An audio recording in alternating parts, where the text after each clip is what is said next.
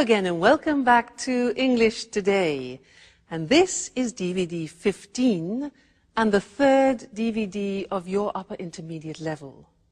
And in this DVD, we'll begin with another 2 episodes of our story, That's Life, followed by our special TV programs where we'll be talking about the option of working in retirement.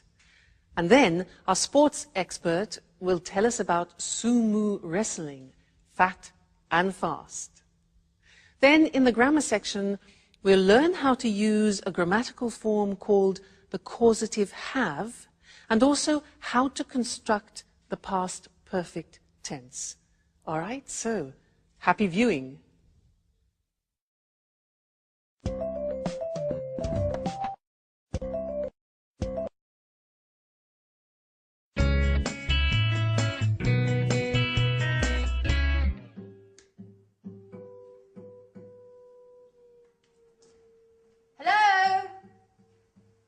Anyone home? Anne, it's great to see you. Hi. Oh, you look great. Oh, thank you, Paolo. You look well yourself. And this house is so untidy and so dusty. I know. Let's give this place a good clean. The others will be here in a minute. Let's get started straight away.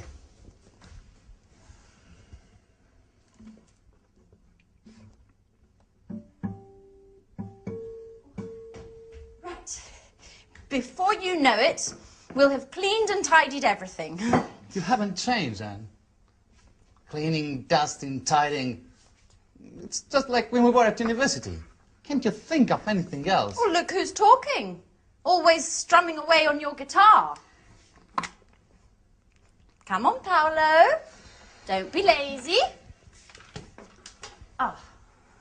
Come on, let's get started.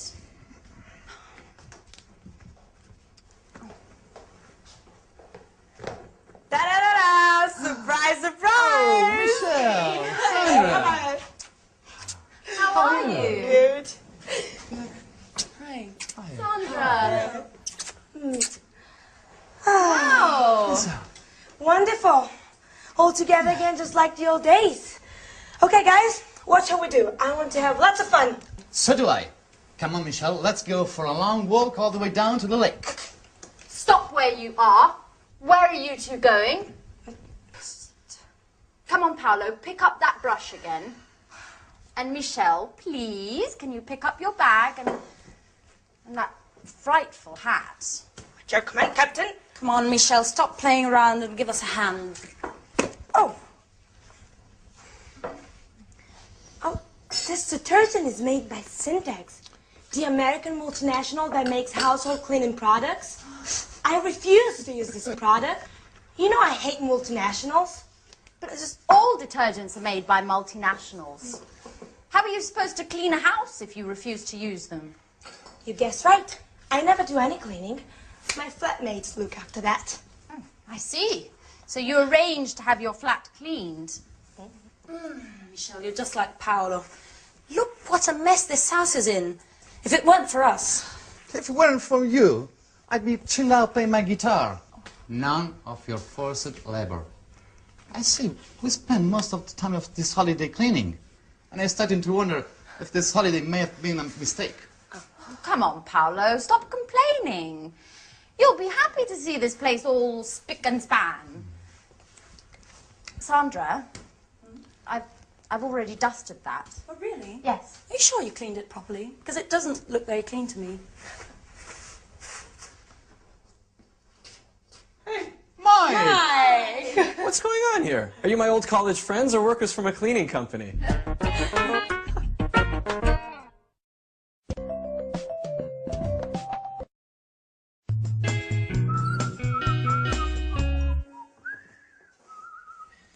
Come on, put away those brooms and detergents and let's toast the good old days.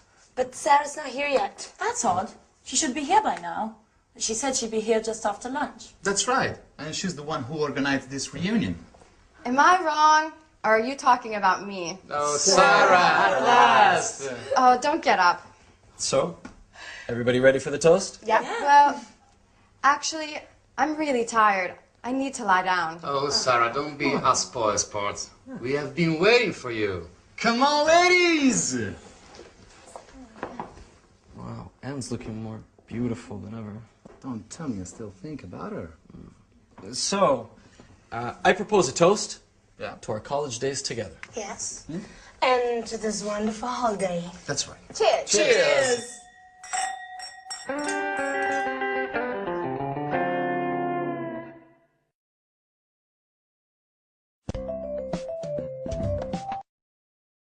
Hi again, and welcome back to your live TV program to learn some more English language.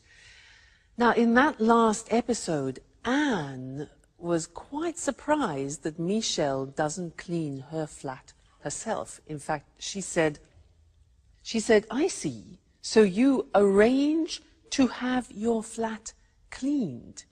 To have your flat cleaned. Now, that means that somebody else cleans the flat for Michelle. This is very interesting. Well, in fact, that's what I do too. I don't clean my flat myself. Somebody cleans it for me. So I have my flat cleaned every 2 weeks.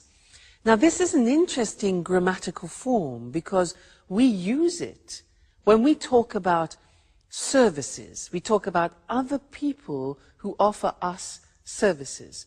Let me give you another example. Hair. I don't cut my hair myself. It's too difficult. I can't do the back. So I go to the hairdressers, and that's a service. So I go to the hairdressers and they cut my hair. And I say, every month I have my hair cut. So that is a grammatical form using the verb have, which describes services. Somebody does something for you, and we can use it, for example, with the hairdresser, with the mechanic. For example, if your car breaks down, usually you go to a mechanic, with cleaners, with the dentist, things like this. So, services. So I'd like to go to the screen now and show you how this works grammatically, because it's very different to other languages. And we're using the verb have. That's why it's called the causative have. Causative in the sense that it causes things to happen. All right? Let's look at the form. Have something done. So in the present tense, you can say, every month I have my hair cut. Now notice, the verb have is in the present form because we can use this grammatical form in any tense. So we start with the verb have, then we have the object. That's important. I have my hair, and then the past participle. Okay, the object is in the middle. So every month I have my hair cut. Another example. Every year I have what? My teeth, past participle, checked. Okay, I have my teeth checked. Every year I have my kitchen painted. Do you see? And every 3 months I have my car serviced. So I go to the mechanic and I have my car serviced. So be careful, because it's terribly important to put the object between the verb have and the past participle. I have my car serviced. Okay? Now, let's move on to the past tense, because, as I said, you can use this form in any tense, past, present, future. So, examples. Last week, I had my eyes tested. So the opticians, that's a service. I had my eyes tested. Yesterday, I had my photograph taken. Often when you need to renew your passport, for example. Last week, I had my dress dry cleaned. Again, that's another service. You don't do it yourself. Somebody does it for you. Okay? So the verb have goes into the past. I had something done. And now let's look at the future. Tomorrow, I'm going to have. So here the verb have goes into the future, expressing an intention. So we have, I'm going to have my scooter repaired. All right, object in the middle. Next week, I'm going to have my hair colored. And next week, I'm going to have my passport renewed. All right, so the causative have, very, very useful, and you don't find this in other languages, so you need to practice it. And remember, first the verb have, then the object, and then the past participle. All right, so that's the causative have, and I think you'll find it very useful. All right, great. So see you again in the next lesson for some more language. Bye.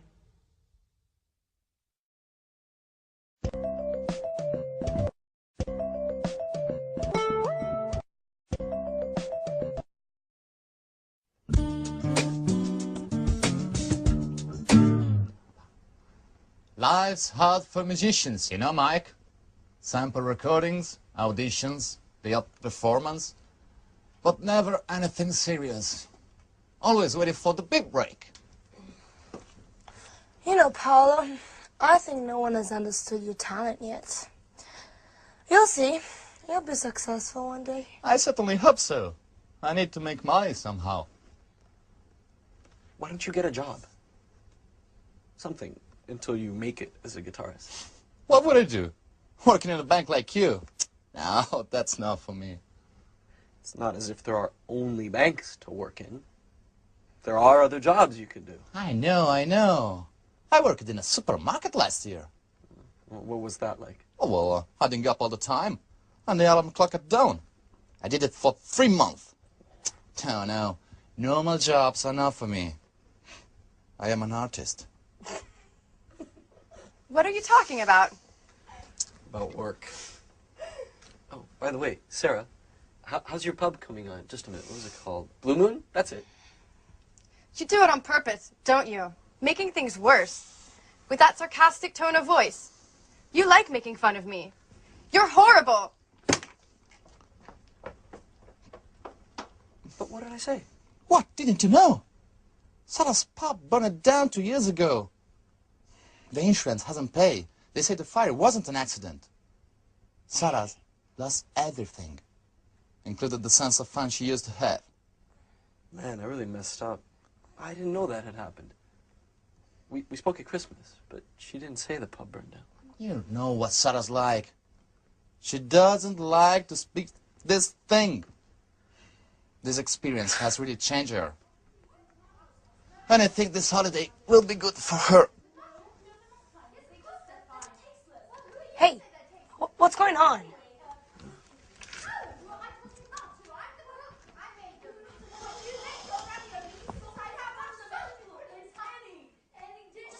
No, that's enough, Sandra. I don't think you need to add any more salt. I really think the ravioli are rather tasteless. Well, let's see what they think. Would you like to try my ravioli? Sandra says they're tasteless. Sure. Fantastic, huh? Really good. I always said you'd make someone a great wife. See? Did you hear that? I don't think they're very tasty. I'm sorry, Anne, but my ravioli are a lot better than yours. I'm cooking tomorrow, and we'll see who's the best cook. Oh, she's always criticizing. Well, don't take it seriously, Anne. You know what Santa's like. Competitive by nature. Oh.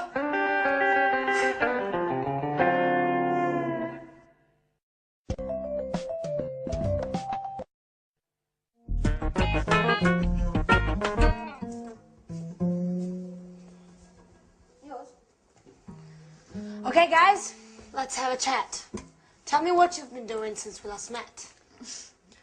Well, Paolo and I were talking about our work and our hopes for the future. Work. Let's talk about something a bit more interesting. Romances, passionate love story, things like that. Oh, you, for example, Anne. Have you got a boyfriend? Me? Why me? I've got to go to the kitchen to check on the roast. Oh, come on, Anne. Don't be shy. Answer Michelle's question. Okay. Well, there is someone. But he's not my boyfriend. What does that mean? He's my flatmate. His name's Jack. And he's going out with a friend of mine called Sharon. But I still hope I have a chance. I really do like him. And I think about him all the time. Are you in love? Maybe. Yes. Yes, I think I am. Wow. I adore passion and tormented love stories. I've really got to go now and check on the roast. It'll be burning. Michelle, can you come and give me a hand? And then come and tell the others that dinner's ready.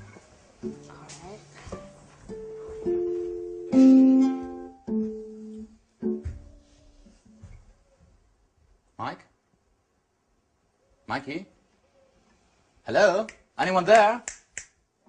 Yes, what's wrong? Oh, you tell me. You look as if... I'm finished, Paolo. I wasn't expecting this. What? I thought that... I'm stupid. What are you talking about? What do you mean? Anne, she's in love with another man. And I was hoping that, you know, we could become more than just good friends during this holiday. I've never stopped thinking about her. What an idiot. Sorry, Paulo, I have to be by myself for a while. No, but...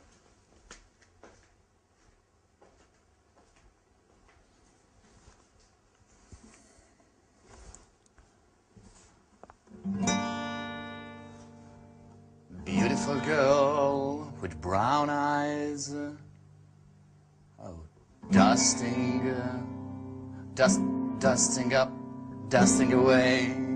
My heart sighs. My heart sighs. Oh yeah, not bad.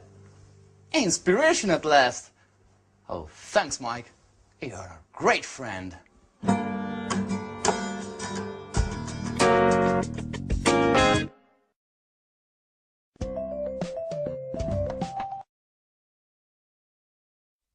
Hello again to you and welcome back. In that last episode, Sarah was in a bad mood. There's always a reason why somebody's in a bad mood, and she had a good reason. Do you remember what happened? Yeah? I'll read it to you so you do remember, because it's useful for us. It introduces a new grammatical form which I want to teach you. Paolo said, when she arrived, the place had burnt down. Now, can you imagine Sarah goes to her pub and it's burnt? So he says, when she arrived, the place had burnt down. Now, this had burnt down is what I want to teach you. It's the past perfect. Let me give you another example, because we use it when you have two actions. One action happens after the other. Let me show you. For example, I write a message and then I send it. Okay? Now these are two actions. First you write it and then you send it. So I could begin the phrase, put the two actions together and they become consecutive.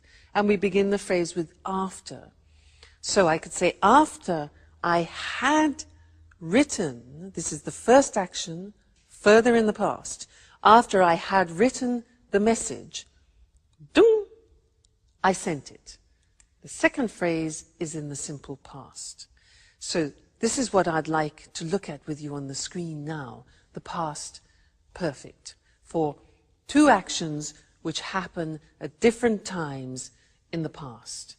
Now, if you look at the examples, the first one is, after I had checked my change, I left the shop. All right, so first I check my change. Have I got enough change? Is it correct? And then I leave the shop. You put them together and the first action goes further back in the past. Now, you can see how it's formed. We have the auxiliary have in the past, not in the present. And that takes everything further back. So, after I had checked is the past participle, my change, I left simple past the shop.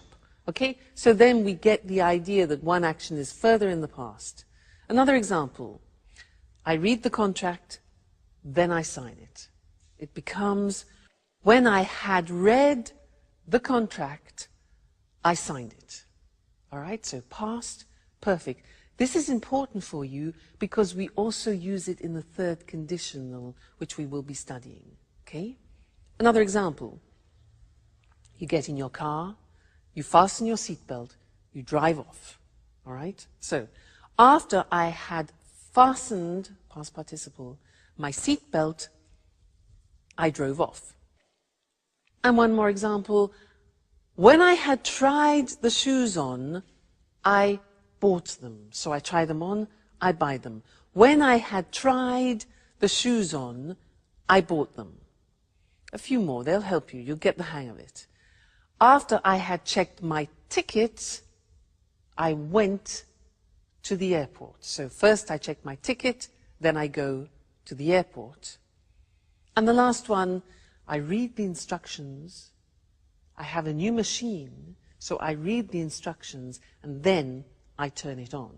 So after I had read the instructions, I turned the machine on.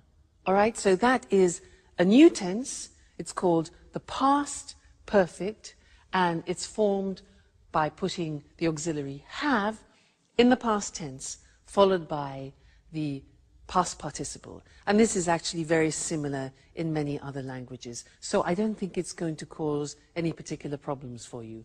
All right? And we'll look at that again in the conditional form, conditional number 3. Great. So have fun and take care. Bye.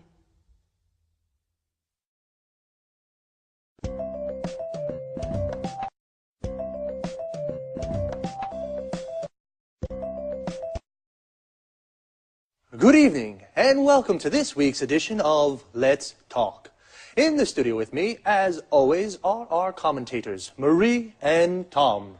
Good evening, everyone. Good evening. I'd like to start our discussion this evening with some personal questions. How old are you? Are you nearing retirement? Are you already retired? Perhaps you have your working life ahead of you. Anyway, one thing is for sure. The meaning of the word retirement is going to change in the future. Let's talk about this with Tom and Marie. You're right, Eric. The traditional division of life into 3 cycles, education, employment, and retirement, must change. People in developed countries are living longer. By 2025, in developed countries, the share of the population over 60 will have reached 26%. All these pensioners will certainly wield a lot of power. They will, Eric. But you know, experts are beginning to talk about the concept of active aging.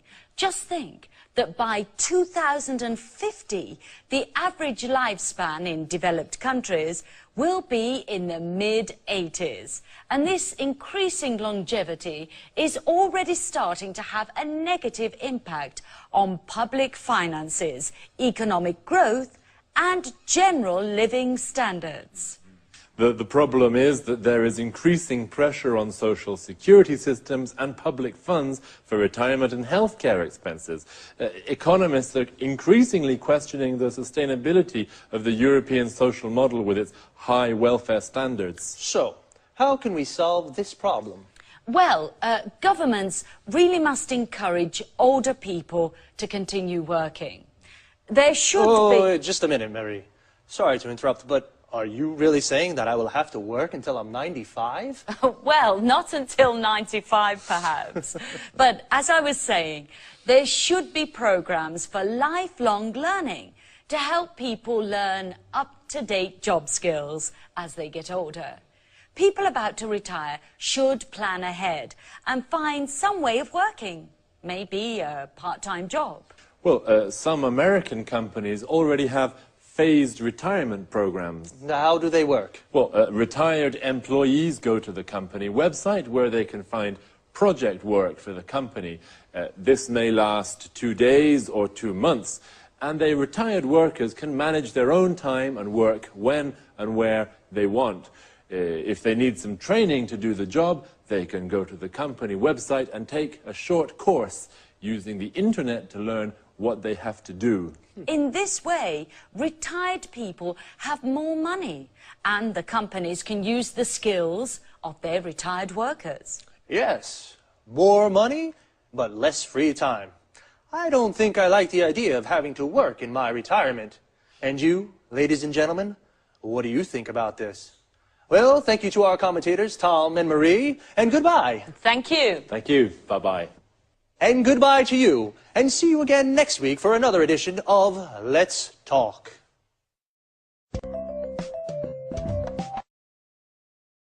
Well, today's discussion was about how retirement will change. Retirement is when people stop working. The retirement age in European countries is around 60. We say a person retires. To retire means to stop working. And a person who is retired is a person who has stopped working. They are called pensioners. A pensioner is a retired person who receives weekly or monthly payments from the state. The money a pensioner receives is called a pension. So why and how will things change in the future? The average lifespan is increasing. A lifespan is the length of a life. So people are living longer. We call this longevity. This increasing longevity is having a negative impact on public finances and living standards. Public finances are the money a government has to spend on its services. And living standards are what we call the general level of life in economic terms. There is more pressure on social security systems in Europe. A social security system of a country is the system of a country has to support the members of its society. For example, sick, unemployed, or retired people. Economists, these are economic experts, question the sustainability of the European social model. That is, the social security systems of European countries. The sustainability means the ability to continue doing something. Because welfare standards in Europe are high, welfare is the economic assistance a government provides for people in need. So, people need to plan ahead. To plan ahead is a phrasal verb. That means to make plans about something that will happen in the future. Well, that's all for me. Take care, and I'll see you next week for another edition of Let's Talk.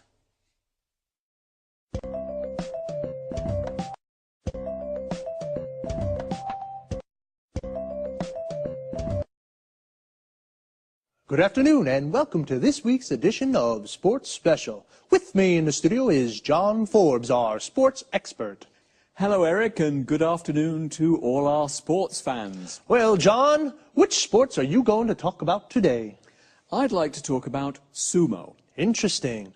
I must say I know something about the martial arts, karate and judo, but sumo? I know almost nothing. Those enormous guys, their unusual hairstyles, their colorful and rather unusual clothes. So, please tell us more. Well, Eric, you know sumo is a martial art too, and it's Japan's traditional national sport. In fact, it's one of the world's oldest sports. It was first mentioned in a Japanese book more than 1,000 years ago, but experts believe it might be much older. Really? More than 1,000 years old? Yes, and you know there are also ancient wall paintings showing the sport. Archaeologists think prehistoric man may have done sumo as a form of prayer to the gods for a good harvest. I think most people in the West watch these enormous wrestlers without appreciating these ancient traditions. That's right, Eric. Sumo isn't just a sport. It's more a way of life, and it's played an important role in Japan's cultural and religious history. In Japan, successful sumo wrestlers are looked up to as role models and heroes by many people. How does a sumo match work? Two men meet in a ring that is about 4.5 meters across. The aim of the game is to force your opponent out of the ring or make a part of his body, apart from the soles of his feet, touch the floor. A bout can last just a few seconds or as long as 3 minutes. Sumo wrestlers are very big, but they can move very quickly. Do you think I could be a sumo wrestler? Well, if you put on 100 kilos, maybe yes. Sumo wrestlers start their training when they're young boys.